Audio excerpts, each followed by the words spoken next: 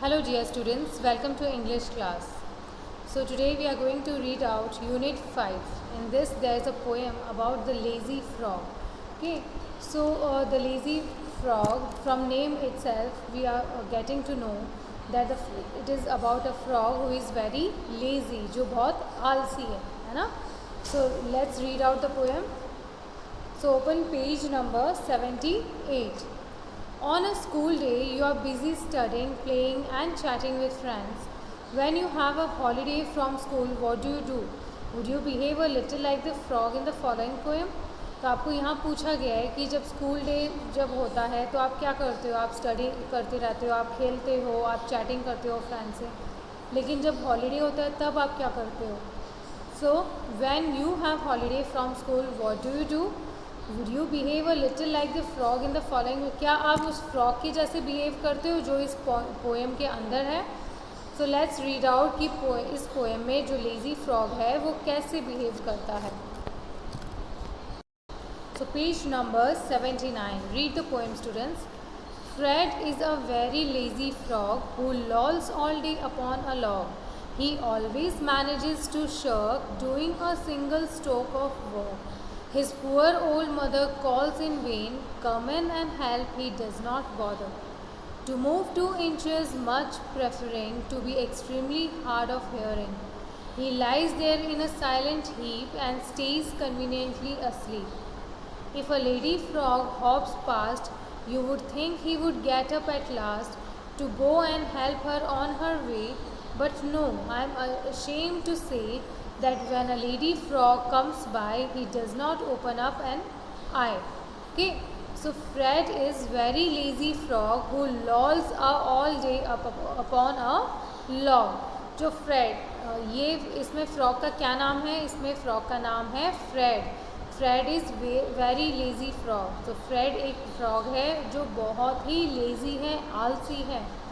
Who lolls all day upon a log. Lolls का मतलब होता है आराम करना.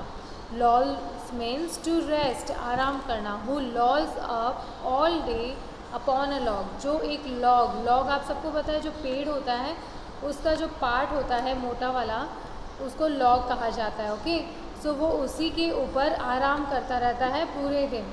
ही always manages to shirk doing a single stroke of work. So he always manages to shirk. It means कि वो हमेशा निकलने की, भाग जाने में सफल हो जाता है, भागने की कोशिश करता है. किससे? Doing a single stroke of work, मतलब कुछ भी काम नहीं करता.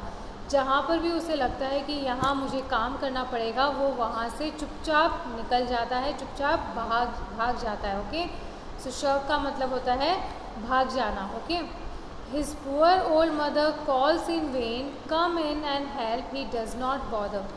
हिज पुअर ओल्ड मदर, तो उसकी जो माँ है, उसकी जो मदर है वो बूढ़ी हो गई है, she is old now. He calls in when. Calls in when का मतलब होता है बर्बाद हो जाना या फालतू हो जाना या असफल प्रयास करना. ओके, सो उसकी जो अनसक्सेसफुल कोशिश करना. सो उसकी जो मदर है वो बहुत ही बुरी हैं और वो उसको फालतू ही आवाज़ देती रहती है, मतलब वो उसको आवाज़ देती है लेकिन वो उनकी एक भी नहीं सुनता है. Come in and help, he does not bother.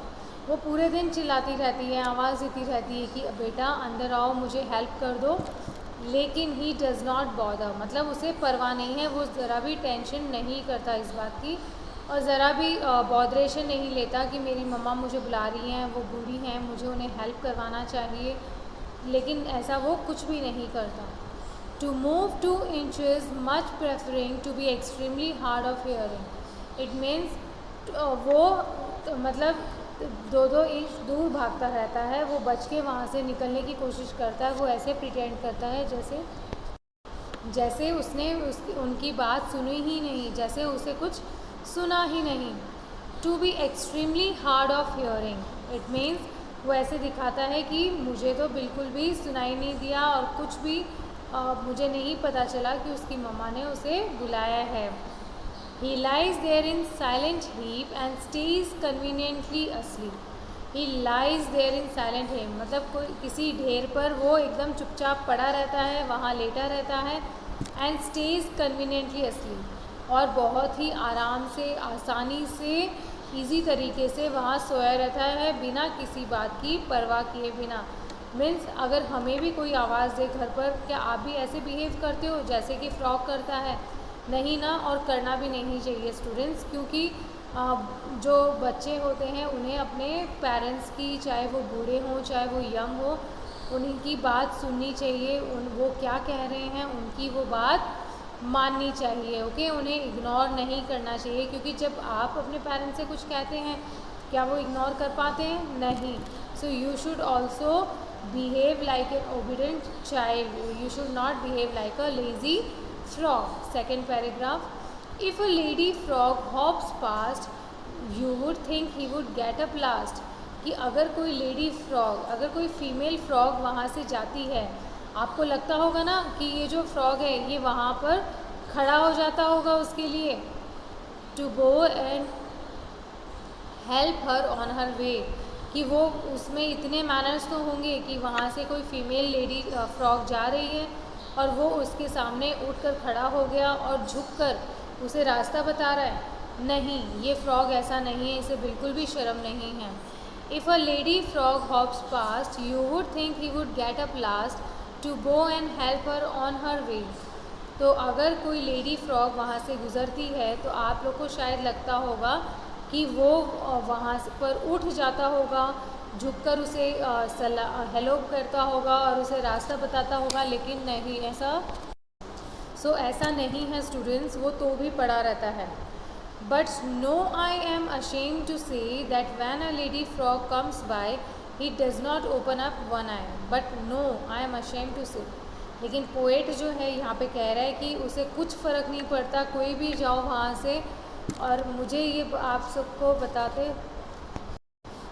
आपको बताते हुए शर्म आ रही है कि that when a lady frog comes by he does not open up one eye, कि जब वो लेडी फ्रॉग वहाँ से जाती है तो वो अपनी एक आंख भी खोलकर उसे नहीं देखता, उसे कोई परवाह नहीं है, कोई चिंता नहीं है, कोई उसमें मैनर्स नहीं है, कोई कर्टसी नहीं है कि अगर कोई वहाँ से गुज़र रहा है तो मैं उसे गो करूँ और उसे हेलो करूँ या उसकी हेल्प करूँ।